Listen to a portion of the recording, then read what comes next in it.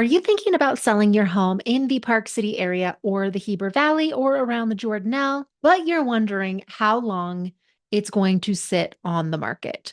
Well, in today's video, I really wanted to break down what is happening in these areas, what's happening kind of property by property, and some of the current market trends that you're definitely going to want to be aware of. It's going to give you a little bit of the inside scoop on how quickly homes are actually selling right now. So, whether you are planning to list soon or you're just curious and you're trying to keep up with what is going on in the market, in this video, you'll be able to find out what to expect and be more realistic about the current state of the market and what to expect when you're listing your property, whether you've got a condo to sell, a townhome to sell, or a single family home, and the area that you're trying to sell it in. So, for those of you that own properties that are in town, this is Lower Deer Valley, Upper Deer Valley, Empire Pass, Deer Valley as a whole, Old Town, Thanes, Prospector, and Park Meadows. If you are thinking, and the resort center, right? Park City Resort Center, the village base, PCMR village base. If you own a condo in the 84060 that you are thinking about selling or that you are currently trying to sell, if you are priced under 1.5 million to 5, then it should take about 4.1 months to sell. If you are over 1.525, then it's going to take about 3.5 months to sell. Interesting how the lower priced condos are actually taking longer to sell than the higher priced condos. That's sort of indicating to me a little bit more of a demand for more luxurious properties, for properties that are in better condition, for properties that are newer, for properties that are more turnkey, for properties that are remodeled, for properties that are just really presented well when they hit the market. Kind of people are sort of shying away from the older properties that need lots of work, that were built a long time ago, that may need to have all new plumbing, all new electrical. They might have weird floor plans, all the things they might need a lot of work. So, what this tells me is there is a bit of a higher demand for a higher priced property if it's presented well, in good condition, priced right, in a great location, and it has access or amenities that come with it. The cumulative days on the market is about 41 days. Again, this varies. I want you to keep in mind that this is just kind of an overview of all the condos in the 840, all the condos in the townhomes in the 84060. What's going on in Lower Deer Valley is very different than what's happening in Empire Pass. What's happening in Old Town for condo wise is very different than what's happening in Prospector or Park Meadows. So the second that you start getting area specific, this data point can change greatly. However, this is kind of just what to expect overall. If you have a single family home that you are trying to sell and you are priced under 3.988 million, should sell in about 4.5 months. If you are priced over 3.988 million, it's going to sell in about it should sell in about 9.2 months. That's a long time to be sitting on the market. So the closer that you get to that $4 million price point, the longer that it's actually going to take to sell your home. Now, if we go to the Basin and the Jordanelle combined, I kind of don't like that this is combined with the Jordanelle because I think the Jordanelle is its own area now. The Jordanelle is completely different and it's different than what's happening in Snyderville Basin. Snyderville Basin is even getting big because you've got Promontory. Promontory is totally different than the rest of the market. So, Snyderville Basin and the Jordanelle. So, this is kind of what's happening in these areas. So if you have a condo that's priced under 1.1 million or a townhome, it's going to take about 6 months to sell. If you have a condo or townhome that's priced over 1.1 million, it's going to take about 4.9 months to sell. Now we get into single family. So if you have a single family property that you're trying to sell or thinking about selling, if you're priced under 2.648, it should take about 9.9 months to sell. Now, if you're over 2.648, it's going to take about 16.5 months to sell. So that is definitely over a year. I know, again, this is kind of a combination of all the neighborhoods, right? In Snyderville Basin, you have Summit Park, Pine Brook, Jeremy Ranch, you've got Kimball Junction, you've got Blackhawk Station, you have Trailside, you have Silver Creek Village, you have Silver Creek Estates, you have Promontory, you've got Sun Peak, you've got Silver Springs, you have the Canyons, you have the Colony. So many nuances. And then you go to the Jordanelle, you've got Sky Ridge, you have Hideout, you have Toohey, you have all of these other areas around the Jordanelle. So I think in the future, we should get the Jordanelle separated, but that's just my opinion. According to the absorption rate for the Heber Valley. So this is very interesting. So if you have a property in the Heber Valley that you're trying to sell, a single family home that is under 975 should sell in about 4.5 months. If you are over 975, it's going to be closer to a year to sell that property. Now, out in Camas, wow, has Camas slowed down? I mean, Camas is really, really slow. I think sales are very down out there. You have a single family home that you're trying to sell that's under 868, it's going to take about 4 months to sell. If you're over 868, I mean, you're looking at almost close to 2 years to sell that property. Now, let's look at prices because I know a lot of people are either sitting on the sidelines because they're hoping that prices will come down for in terms of buyers. Well, let's just take a look at a greater picture here. So, if we go all the way back to January 1st or January of 2001, and then we go all the way up to January of 2023, you can kind of see that here's the median line of the red, right? So it kind of goes up, it goes down, then we're back up again. So you can kind of tell what was going on in the economy. Oh, look, oh 07, oh 08, oh 09. Then you've kind of got 2020, 2021, 22, 23. So prices in the long run since January 1st of 2020 of 2001 have appreciated 6.9% annually. So when I'm saying you're parking your money in a very strong and stable market in Park City, like I'm not lying because the data does not lie. Park City is the place that you want to get in early. You want to buy as soon as you can. You want to get in the market and you want to hold that property for a long time. Because if you get in the market and then you try to sell it in 2 or 3 years, you could either make a lot of money because of what happened with COVID, or you could lose a lot of money. I know people that bought during the height of COVID that completely overpaid for their property. And now 3 years later, they're trying to sell that property and they are selling it for less than they paid for it. So they are losing money on it.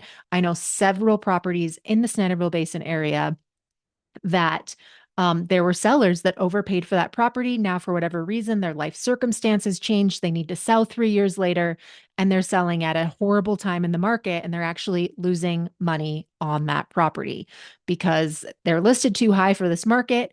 Buyers don't feel obligated to pay high prices. There's lots of choices, lots of different choices for buyers now, and interest rates are high, so it's keeping the market dragging a little bit. I think also keeping in mind that the 7 factors that affect the sale of your property are the price of it, the location of it, the condition of it, the style of the home, the amenities of the area, of the project, of the subdivision. Is it a gated community? Is it not a gated community?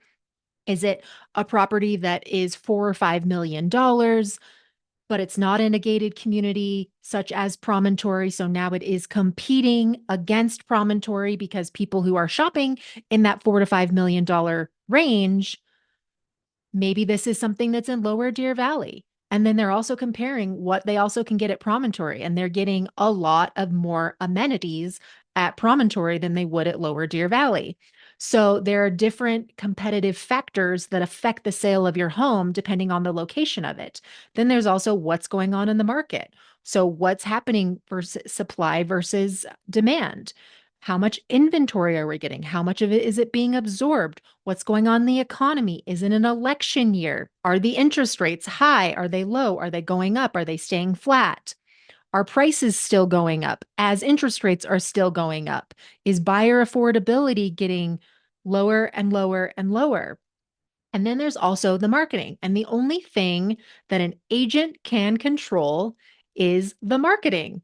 And the only thing that's going to fix all seven of those problems is the price. So I want you to keep that in mind because I think there are a lot of people who need to sell, and then there's a lot of people who don't need to sell. And so they're sticking their home on the market and it's been sitting and it's been sitting and it's been sitting and it's been sitting. And there have been price reduction after price reduction after price reduction, and it's still sitting and sitting and sitting and sitting. And then buyers are coming to look at that and going, well, what's wrong with this property? Why has it been sitting for so long? And a lot of times they don't know the backstory to that. Well, either you're in an area that was really hot the last 4 months, and then over the summer, it just completely cooled off. Maybe you're competing with builder product because you are selling in a new, because your home is in a new area where it's a little outside of town.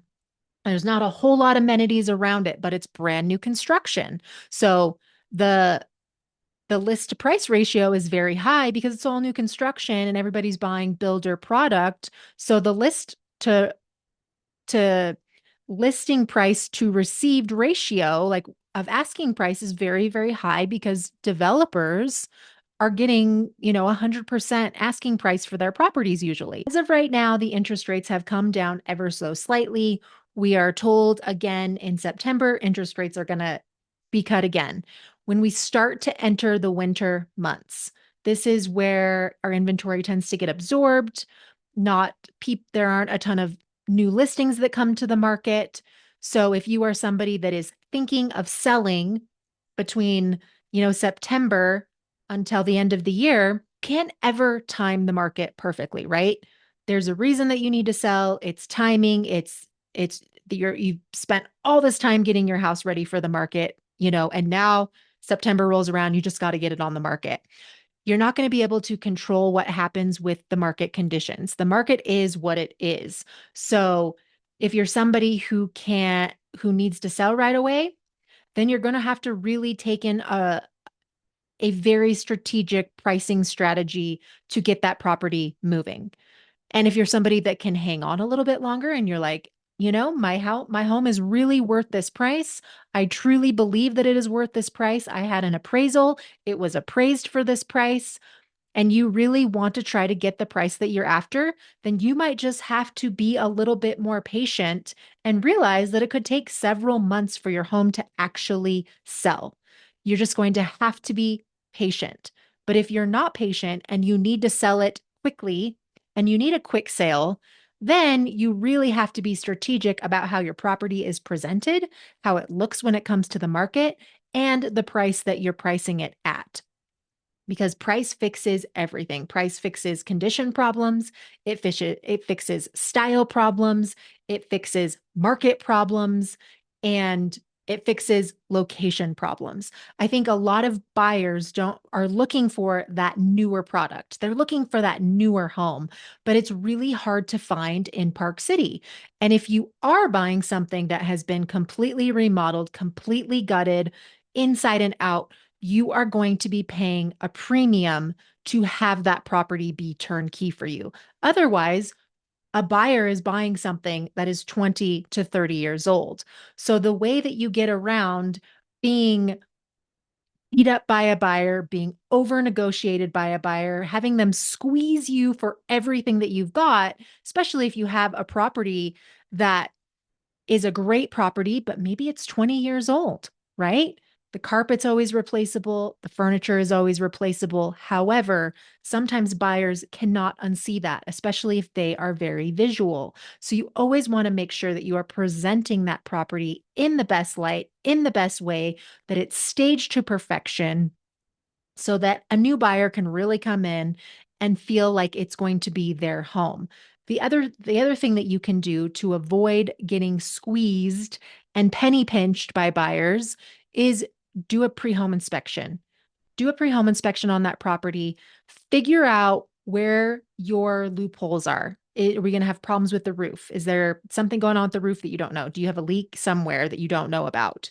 Especially if you've owned this property for 30 years, you're going to have things that have happened to that property. It's just going to be normal wear and tear for the age of the home. It's going to be what the condition is. You probably don't, 20 years ago, if you've lived in this house for 30 years, 20 years ago, yeah, maybe you had this go on, but you don't remember. It is having a pre-home inspection is having an inspector come and it's showing you what a buyer is going to see when they're buying the property. And if you're smart, you'll get a pre-home inspection. You'll come back, you'll see the list of things that they come back at you with, and you're going to go, okay, what's important here? Okay, is there a roof? Is there roof issues? Is there mold issues? Is there radon issues? Is there leaks anywhere? There's a lot of stuff that's going to come back to that are going to be little annoyances, irritations, right? Oh, this is loose. Oh, there's kind of like, the screen has a hole in it. There's a chip, there's paint chipped. All these little cosmetic issues that just become annoyances to buyers. So if you have a lot of little tiny cosmetic issues, I would suggest having a handyman come over and just try to get those things repaired before you go to market, because you will be surprised if you do not get a home inspection and you don't have a brand new property about what actually comes back on that home inspection. And if you want to avoid being squeezed and negotiated and penny pinched for every dollar and arguing with a buyer once they're under contract, then get the pre-home inspection, fix the problems, disclose everything, but still allow a buyer to do their due diligence, get their own home inspection. However, you will be a step ahead of the game because you took those steps to get your house ready for the market.